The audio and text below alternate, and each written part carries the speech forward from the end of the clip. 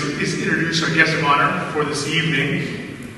Born in Cairo, she has a degree in chemical engineering, Arabic, and an MBA. She is the Director of Research at the Institute for Social Policy and Understanding. She's a past chair of the Gallup Center for Muslim Studies. She's a former advisor to the former President of the United States, President Obama, in respect of her role on the White House Office of Faith-Based and Neighborhood Partnerships. With John Esposito, she co-authored a study, What a Billion Muslims Really Think, and turned that into an award-winning documentary. She's an author, advisor, pollster, public speaker, CEO, and she's a thought leader. And I know I've waited a few years to hear her speak live, so I'm very excited, as I'm sure most of you are, tonight to hear her. So without further ado, our special guest of honor, please join me in giving her a nice London, Ontario welcome to Dalia Mogai.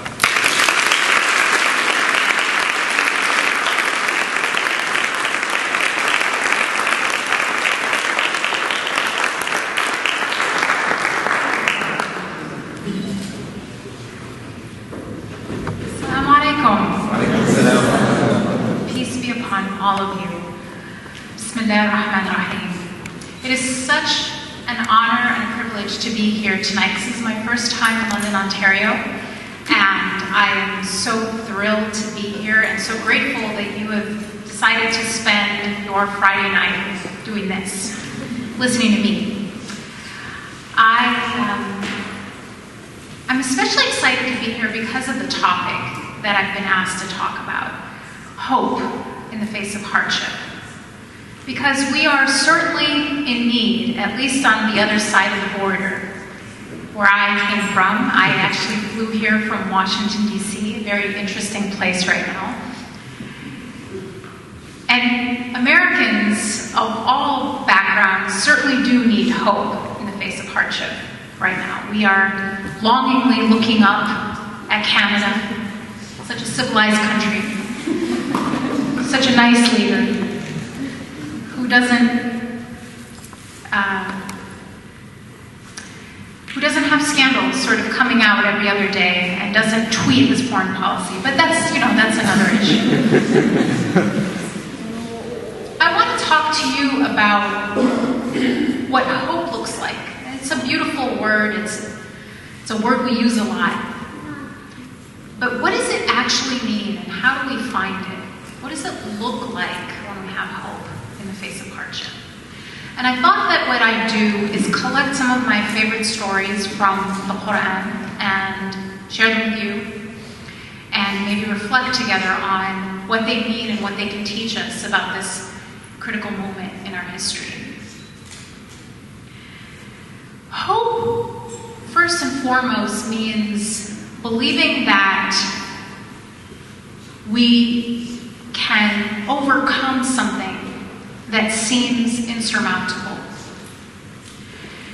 And one of the most famous stories where that had to be the case was the story of a small brigade that was marching to meet a giant in battle. It's a famous story, but I don't think we've reflected enough on it. The story of David and Goliath, Dawood and Galut. Now, before this actual battle, there's a series of ayat in Surah Al-Baqarah that I want to reflect on with you. Before this battle happens, this small brigade is marching toward this intimidating, terrifying battle with a giant. And they have been told about how hard it's going to be, and they are tired. It's been, some mufassirun, some interpreters say that it had been, a while, maybe weeks, since they had been able to refuel or get sustenance, and they were very, very tired. And they weren't really the best trained soldiers. They were a group that had been thrown together to face this foe, this enemy. And as they were marching, the head of this brigade, who's King Saul, as he is called in the Bible, he tells the men that they are going to be tested. And this is very interesting, because he says that we are going to be crossing a river. Now remember, these are tired, thirsty soldiers. And he says, we're going to be crossing a river. And anyone who drinks from this river to his full is not going to be of us. They're going to be sort of excluded. That is going to be the test. But anyone who restrains themselves from drinking or only takes a small amount, they are of us. So it was this fork in the road. Were these soldiers going to give in to temptation, obey their impulse, or were they going to restrain themselves and be among the group that would then keep marching?